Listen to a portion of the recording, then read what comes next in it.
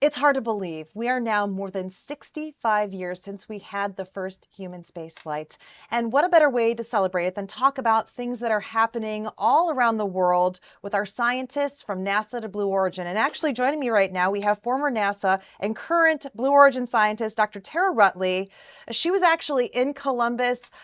Dr. Ruttley, tell me, what was the most exciting thing for you about the Artemis 2 mission?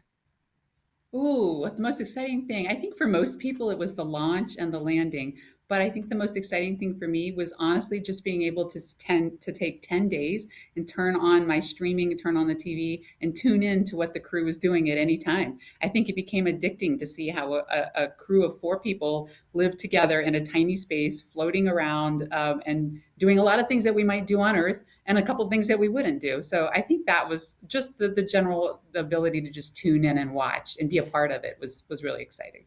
Oh, I was right there with you. And being a scientist such as yourself, I know there's that perspective of the importance of communicating science and what's going on, that this is more than just a show. It's more than just astronauts being up there and seeing the moon. This is science in action and something that's going to benefit us as we move forward in time.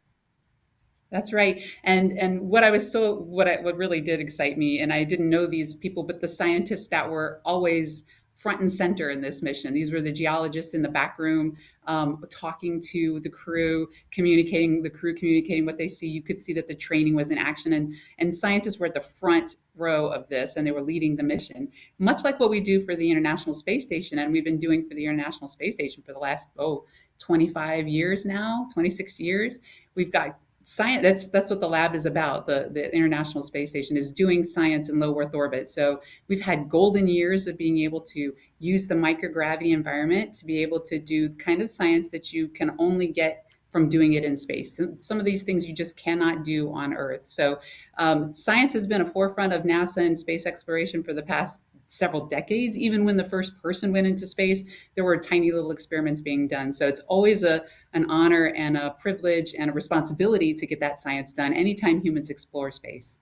And so when you were in NASA leadership, what was most important to you at the time in getting what was happening out in space out to the public? Oh, the most important thing for me in that role was making sure the public understood what they were getting for their taxpayers' dollars.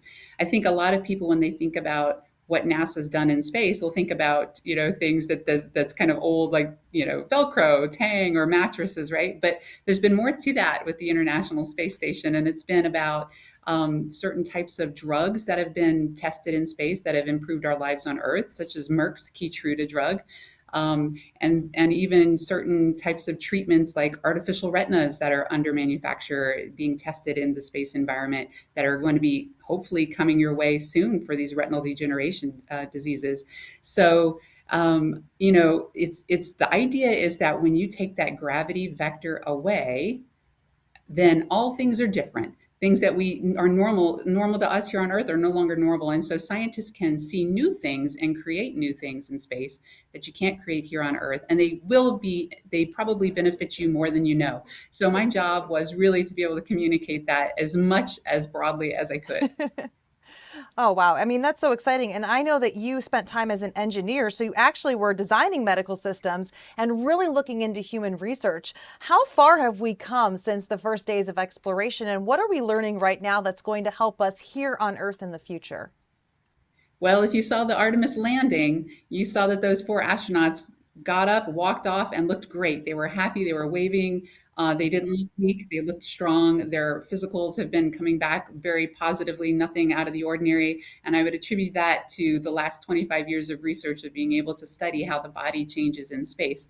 Again, we are creatures of the gravity environment. Our bodies are designed to move against the gravity with our bones and muscles, and our heart pumps against gravity, and our nervous system works with gravity. And when you take that all away, it can change pretty quickly, and it makes you a different type of person. We call that adaptation to space.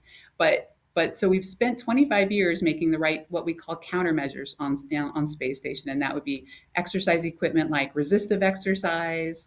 That would be treadmill exercise, cycle ergometers we have, and there are lots of visual kind of countermeasures as well. The food that the astronauts eat. So what we've done over the last 25 years in what we call low Earth orbit on the space station has helped us understand how now we can send our astronauts to the moon. Short duration mission of just 10 days, but as we go further and longer, what we've learned, you can obviously see from the Artemis mission, has done a great deal of service to our astronauts.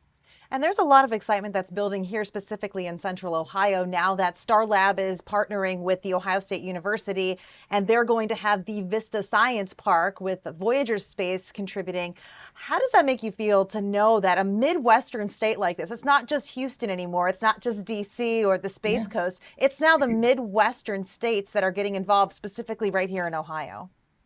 Yes, I think what's exciting about these commercial space stations that are now being built to replace the International Space Station that is set to retire in the year 2030. Now we've got all these commercial space stations that are being built. And with that, means that there's more activity around the country and around the world. There's more opportunities for just everyday people like you and I to participate in learning about space, how we can be partners in space, how we might ourselves be able to go to space. You might be able to do your own experiments on one of these commercial space stations. So it's real exciting to see the spread of what has been in the past historically mostly a government program that now is going to be able to be more accessible to people like you and I around the world, around the country.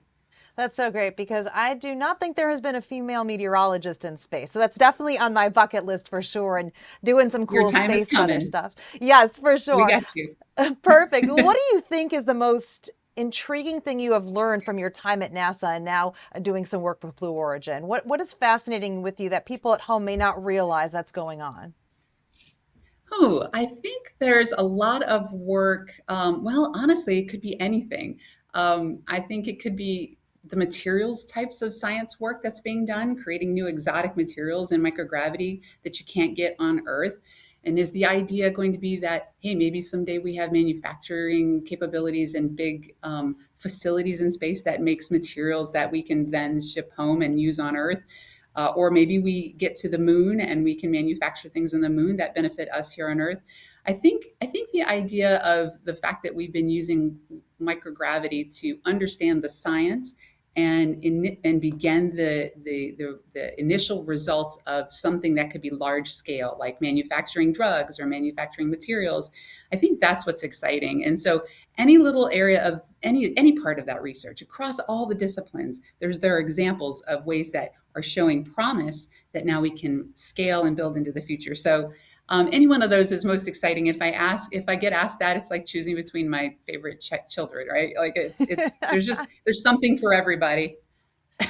Absolutely. Well, I always like to ask, what got you into space? Because I know your original study was in mechanical engineering. Did you think that you were going to take that into the space realm, or is it something that over the years you realized that there was that special place where you could take your knowledge and expand it? No, I wanted to be an astronaut since I was a kid, probably in third grade.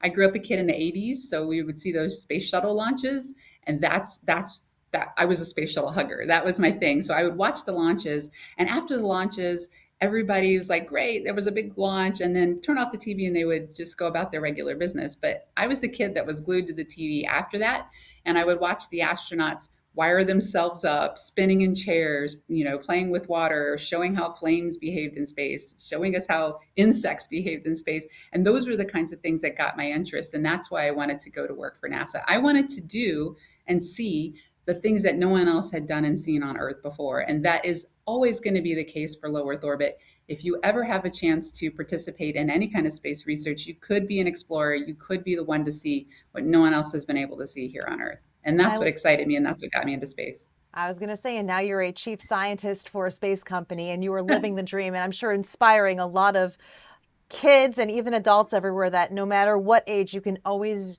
go for what you dream and accomplish it every single day of your life.